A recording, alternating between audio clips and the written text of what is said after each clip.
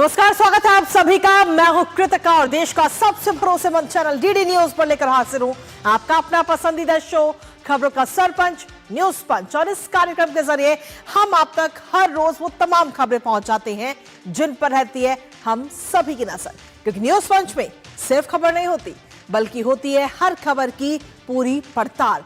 तथ्य और आंकड़ों के जरिए आपको समझाते हैं खबर का हर एक बिंदु, साथ ही ग्राउंड जीरो पर मौजूद अपनी टीम से जानते हैं एक एक अपडेट। होती है हर खबर पर हमारी पहली नजर। और आज न्यूज पंच के जरिए जिन 3 प्रमुख खबरों की करेंगे हम विस्तार से बात। सबसे पहले एक नजर उन प्रमुख खबरों पर टॉप लाइन्स के जरिए। तो सबसे पहली और प्रमुख खबर आर्टिफिशियल इंटेलिजेंस से जुड़ी हुई, जहां आपको बता दें कि एआई में भारत की छाप इस समय नजर आ रही है। आज से 5 दिनों का जो समिट है वो शुरू हो चुका है, लेकिन इसके साथ ही आज पहले दिन की अगर हम बात करें तो बच्चों ने आर्टिफिशियल इंटेलिजेंस का इस्तेमाल करते हुए कुछ प्रोजेक्ट बनाए हैं और उन प्रोजेक्ट को सीधे तौर पर शोकेस किया गया। आखिर क्या कुछ है इस प्रोजेक्ट में, बताएंगे इस खबर के बारे में विस्तार से आपको। लेकिन इसके साथ ही जो दूसरी प्रमुख खबर है वो है पश्चिम बंगाल से जुड़ी, एसआईआर से जुड़ी, जहां ममता बनर्जी के 7 अधिकारियों को निलंबित कर दिया गया है चुनाव आयोग की तरफ से। जी हां, काम में लापरवाही के चलते एसआईआर की जो पूरी प्रक्रिया चल रही है उसमें लापरवाही के चलते इन 7 अधिकारियों पर यह गाज गिरी है। आखिर इसके पीछे क्या कुछ और प्रमुख कारण बताया गया है चुनाव आयोग की तरफ से, बताएंगे विस्तार से इस खबर के बारे में भी आपको। तो चलिए शुरुआत करते हैं पहली और प्रमुख खबर के साथ। तो जहां आपको बता दें कि भारत का पहला ग्लोबल आर्टिफिशियल इंटेलिजेंस कॉन्फ्रेंस अब शुरू हो चुका है, जहां आज से 20 फरवरी तक सेशन, एग्जीबिशन और कीनोट्स होंगी, जबकि मेन एआई समिट 2 दिन यानी 19 और 20 फरवरी को होगा। 5 दिन के इस इवेंट में बड़ी आर्टिफिशियल कंपनियां जुड़ेंगी, आर्टिफिशियल इंटेलिजेंस से जुड़ी हुई, साथ ही हिस्सा लेने वाले देशों और इंडस्ट्री के स्टेक होल्डर्स के खास लोग भी इस समिट में शामिल होंगे। यह समिट कई मायनों में खास है, क्योंकि इसमें एआई से जुड़ी चुनौतियां और उसके समाधान से जुड़ी चर्चा तो होगी ही, साथ ही एआई मॉडल परम 2 भी लॉन्च किया जाएगा, जो स्वदेशी एआई मॉडल है और कई मायनों में बेहद खास है। तो भाई आज समिट के पहले दिन कुछ स्टूडेंट्स ने अपने एआई टेक्नोलॉजी के इस्तेमाल से तैयार प्रोजेक्ट को भी शोकेस किया। दिखाएंगे आपको वहां की तस्वीरें, साथ ही करेंगे चर्चा अपने संवाददाताओं से। उससे पहले आपको दिखाते हैं इंडिया एआई इंपैक्ट समिट 2026। तो जी हां, 5 दिनों का ये समिट जिसकी शुरुआत इस समय हो चुकी है, लेकिन सबसे पहले आपको बता दें दिल्ली में आज से एआई इंपैक्ट समिट की ये शुरुआत हुई है, जहां छात्रों ने एआई से तैयार कुछ प्रोजेक्ट्स को शोकेस किए हैं और तस्वीरों के माध्यम से वो हम आपको दिखा भी रहे हैं।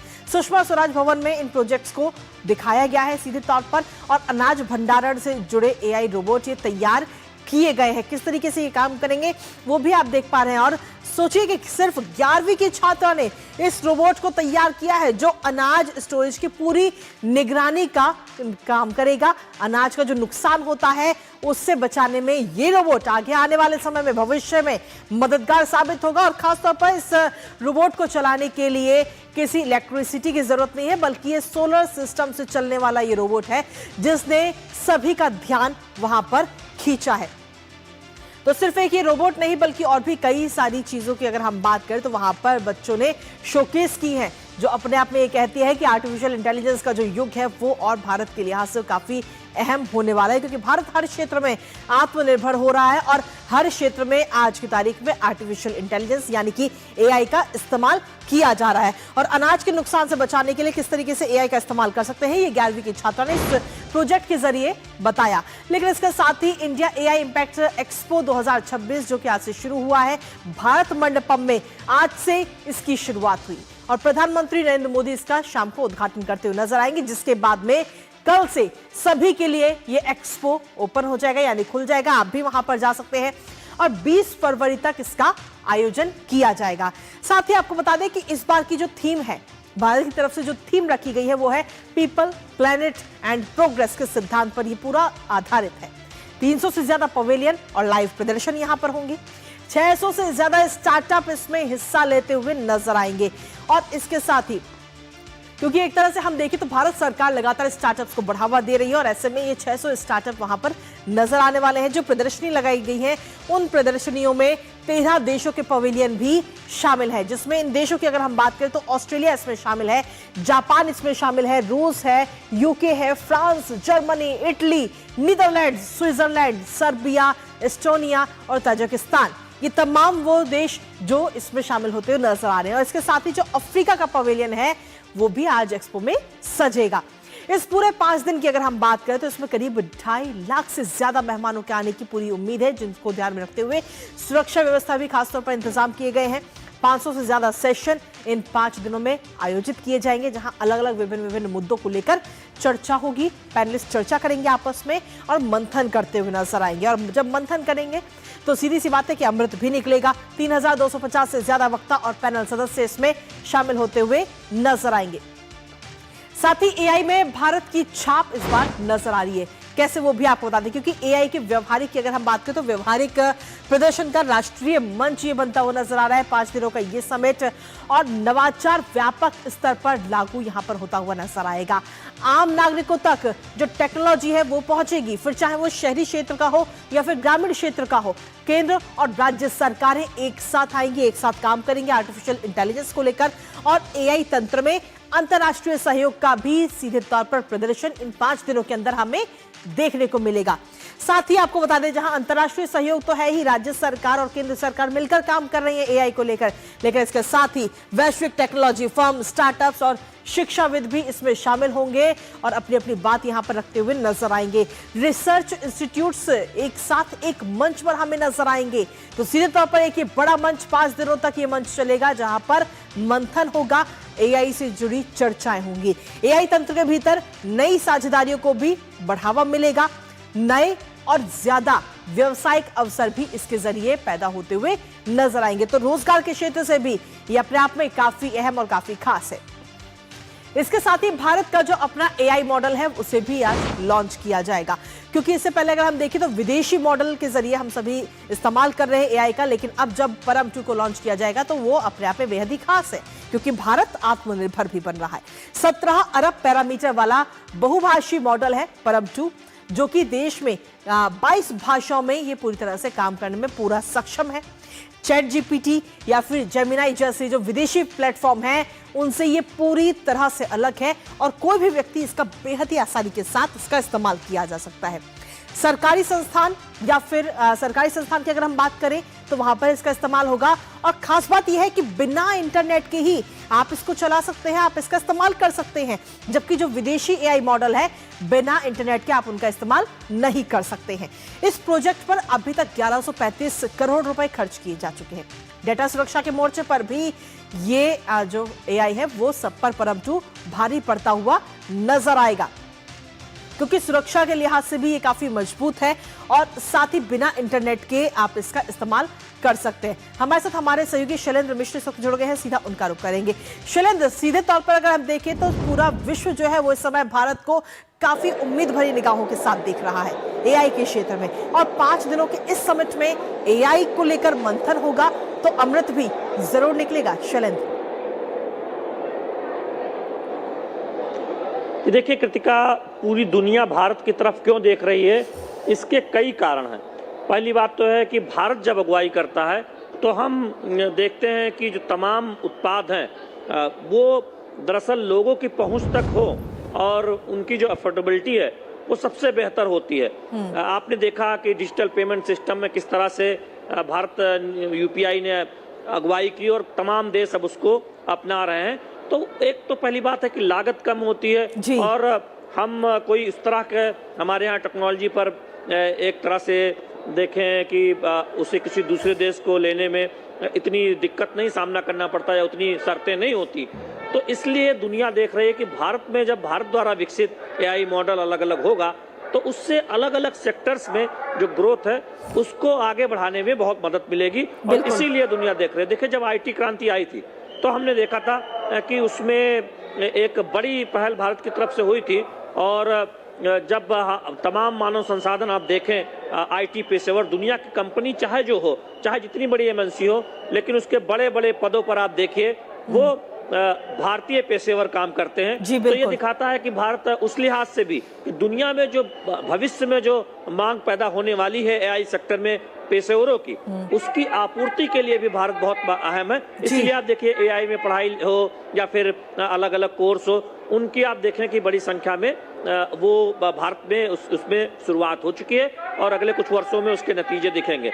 दूसरी बात यह है कि अलग अलग सेक्टर में, जैसे एग्रीकल्चर में, हेल्थ सेक्टर में या फिर बाकी सेक्टर्स में एआई का कैसे बेहतर इस्तेमाल हो और उससे लागत घटे और साथ ही साथ ग्रोथ तेज हो, उस दिशा में हम आगे बढ़ रहे हैं और उसके लिए भी भारत की तरफ दुनिया देख रही है। जी, इसके साथ ही शैलेंद्र 5 दिनों तक ये मंच चलेगा, लेकिन इस मंच से जो निकलने वाली साझेदारियां हैं, अगर उनका हम बात करें तो भारत की डिजिटल इकोनॉमी को कितनी रफ्तार ये साझेदारियां देती हुई नजर आएंगी आगे आने वाले समय में?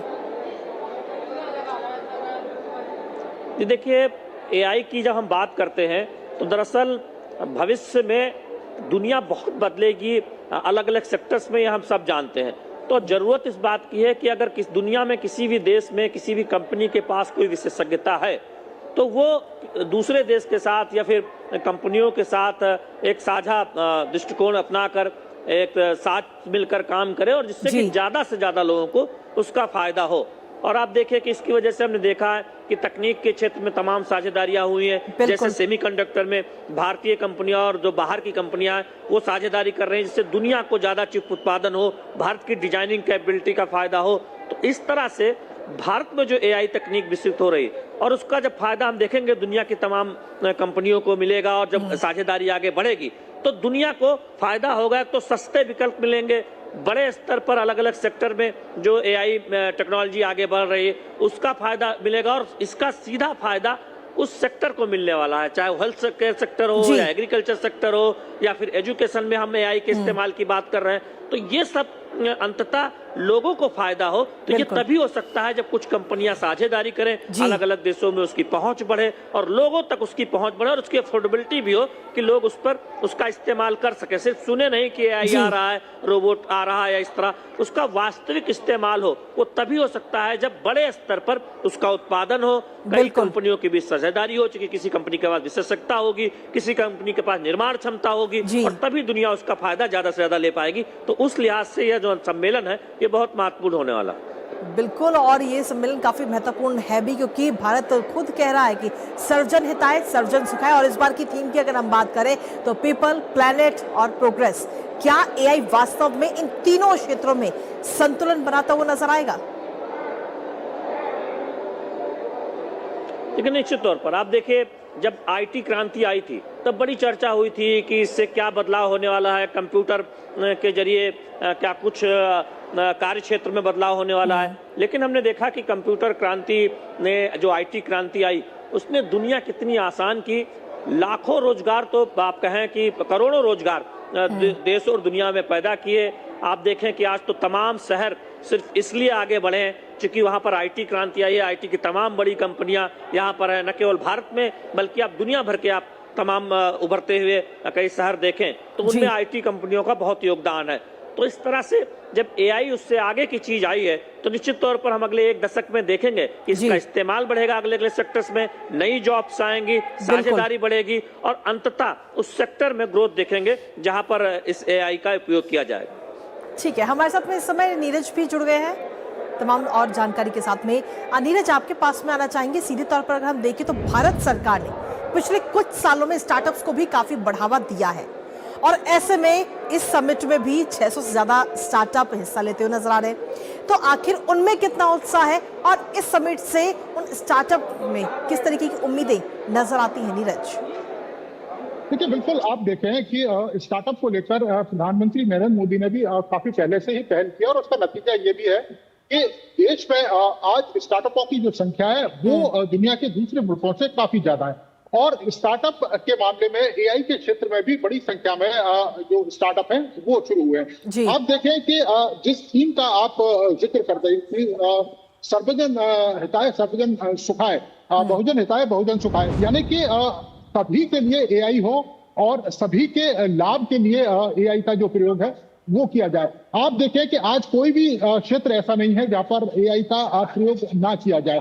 आप देखें कि कृषि से लेकर हेल्थ सेक्टर एक इतना बड़ा क्षेत्र है, व्यापक क्षेत्र है। क्योंकि हमारा जो देश है कृषि प्रधान देश है, और एआई किस तरीके से हमारे किसानों की हेल्प कर सकता है, ये भी एक बड़ा फैक्टर है। और एआई को चलाने के लिए मानव की जरूरत होती है, क्योंकि ये भी कहा जाता है कि जब एआई आएगा तो नौकरियां खतरे में पड़ जाएंगी, लोगों का रोजगार है वो कम होगा। लेकिन ऐसा नहीं है, अगर आप स्किल का प्रयोग करते हैं तो निश्चित तौर पर एआई से जो परिणाम है वो और ज्यादा जो बेहतर है वो आपको मिल सकते हैं।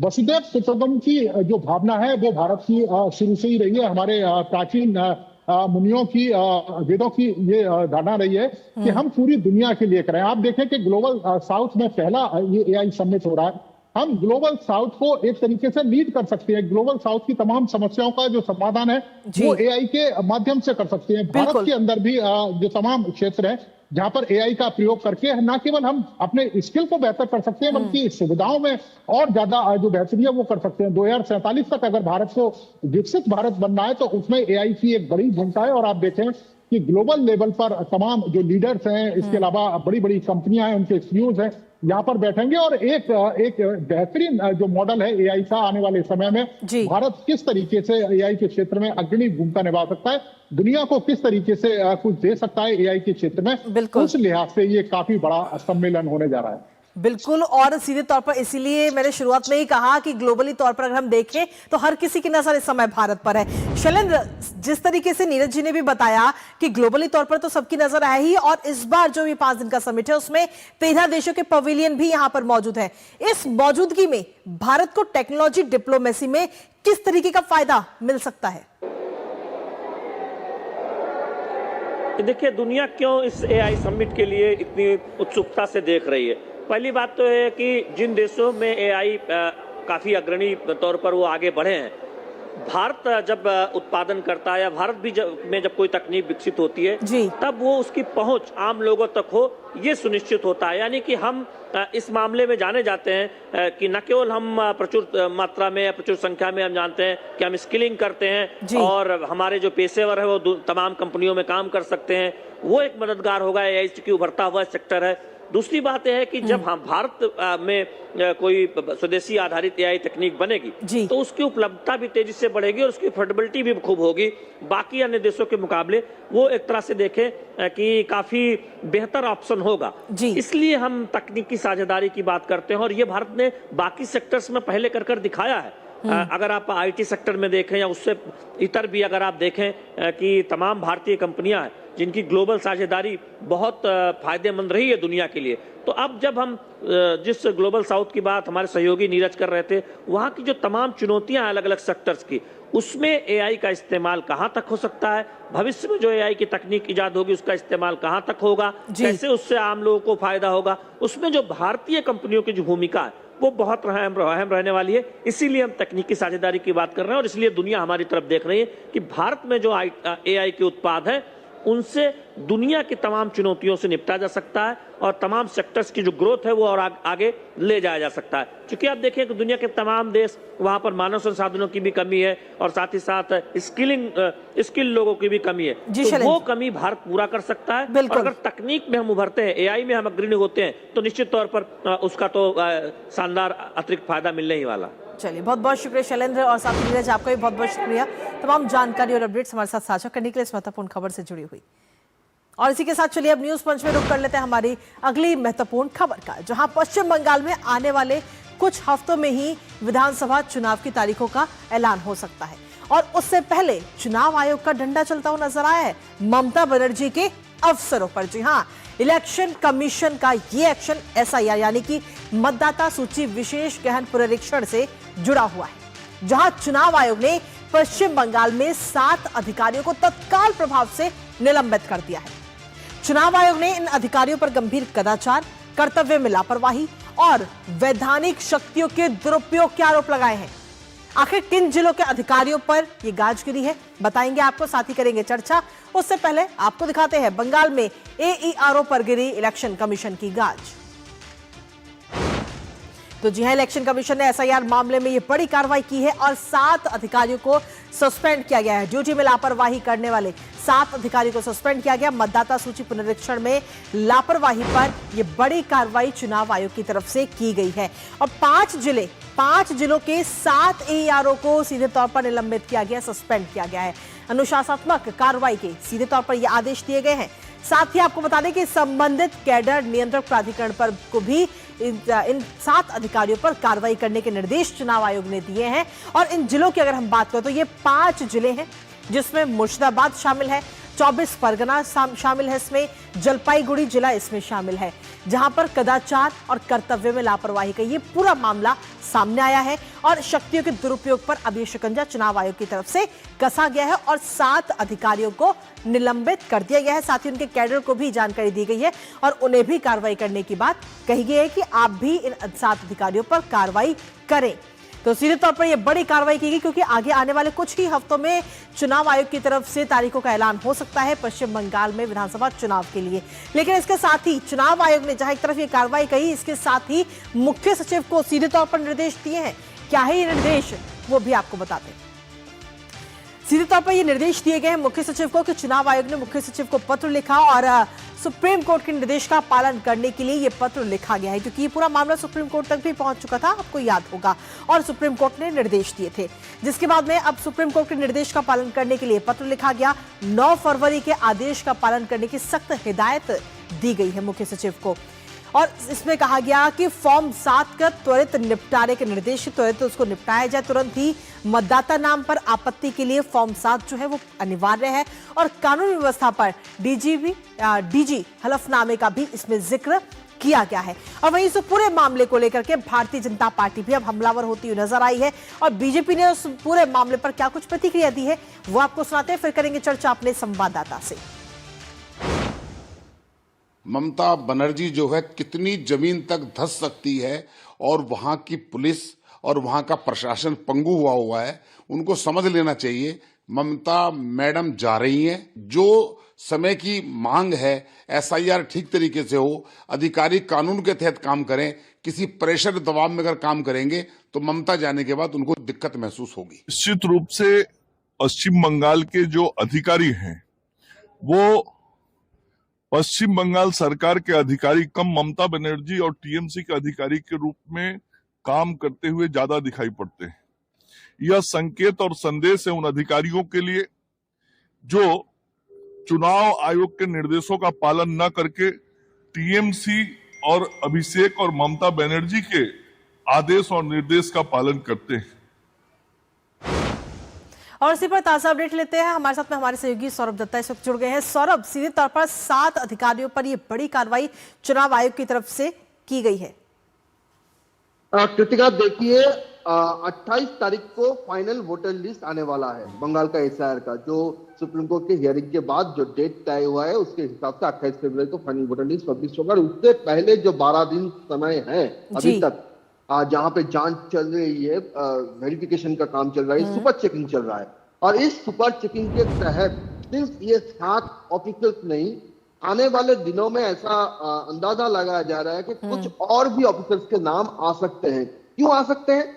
आ सकते हैं क्योंकि इन ऑफिसर्स के खिलाफ ये आरोप है कि वेरिफिकेशन के वक्त या सुनवाई के वक्त ये बार बार सबको हिदायत दी गई थी कि आप कोई भी डॉक्यूमेंट ऐसा अपलोड नहीं करें जो सुप्रीम कोर्ट के जो ऑर्डर है उसके गाइडलाइन में नहीं है।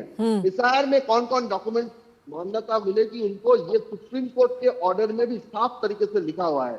इसके बावजूद अखबार का cutting, blank paper, blood relation certificate, 2 दिन पहले ही बच्चे का बर्थ सर्टिफिकेट, ये सब जो इश्यू होने लगे थे, इसको चलते सुप्रीम इलेक्शन कमीशन ने कहा कि ये एक सीरियस इश्यू है, लेकिन बार बार किसी को चेतावनी देने के बावजूद अगर ये होता है तो समझ लेना पड़ेगा कि दाल में कहीं पे कुछ काला है। और इसीलिए चुनाव आयोग ने ये सख्त कदम उठाए हैं। मंगलवार का अल्टीमेटम दिया है सीएस को, ये सब जो इम्प्लीमेंट करना है उनको। आगे पिछले का भी जो बकाया है, जो 5 ऑफिसर के खिलाफ एफआईआर और 1 ऑफिसर को सस्पेंड, वो सारे बात को मिलाकर सीएस को अल्टीमेटम दिया गया है। आगे चलकर देखना पड़ेगा कि राज्य सरकार इन सारे ऑर्डर्स को लेकर क्या रवैया लेती है। इसके साथ ही सौरभ, जो मुख्य सचिव है उसको भी सीधे तौर पर पत्र लिखकर निर्देश दिया गया है कि सुप्रीम कोर्ट ने जो आदेश दिया है उसका तुरंत पालन हो और त्वरित तौर पर जो फॉर्म 7 है उसका निपटारा किया जाए। सौरभ, देखिए फॉर्म 7 बंगाल में एक ऐसा इशू है कृतिका, जो फॉर्म 7 को लेकर, फॉर्म 7 कौन भरना चाहते थे? फॉर्म 7 जो विरोधी पक्ष है वो भरना चाहते थे, क्योंकि उनका कहना था कि ऐसे बहुत सारे वोटर्स हैं जिनके नाम वो देख रहे हैं कि ड्राफ्ट रोल में हैं। तो चुनाव आयोग में ये प्रावधान भी है, अगर किसी को, ये बीजेपी की बात आप छोड़ ही दीजिए, विपक्ष की बात आप छोड़ ही दीजिए, अगर आप और हम जैसे किसी आम इंसान को भी अगर लगे कि कोई वोटर्स हैं जो यहाँ के नहीं रहने वाले हैं, किसी बाहर मुल्क के हैं, या फिर वो भारत के नागरिक नहीं है, या फिर कोई मृतक वोटर है लेकिन उनका नाम है, तो वो आपत्ति अपना जता सकते हैं, ये चुनाव आयोग के प्रावधान में है। लेकिन फिर भी फॉर्म 7 को लेकर हमने देखा कि ईआरओ ने काफी सारे वक्त कहा था कि वो फॉर्म 7 एक्सेप्ट नहीं कर पाते। तो ये भी चुनाव आयोग का हैरानी हुआ था कि चुनाव आयोग ने खुद फॉर्म 7 लेने को कहा है, तो क्यों ईआरओ ऐसा बोल रहे हैं? और आगे चलकर चुनाव आयोग के इससे क्लैरिफिकेशन भी सामने लाना पड़ा कि एक व्यक्ति कितना फॉर्म 7 डाल सकता है और वगैरह वगैरह, ये सब को लेकर। तो इस बार भी सीएस को ये बोला गया है कि अब जो भी आए 42,501 शनिवार तक ये फिगर था, उनका आप जितनी जल्दी संभव हो उन सब जो एप्लीकेशन है उनका निपटाए। बहुत बहुत शुक्रिया सौरभ, तमाम जानकारी और अपडेट्स हमारे साथ साझा करने के लिए, इस महत्वपूर्ण खबर से जुड़ी हुई। और इसी के साथ फिलहाल न्यूज़ 1 से मुझे और हमारी पूरी टीम को दीजिए अनुमति। नमस्कार।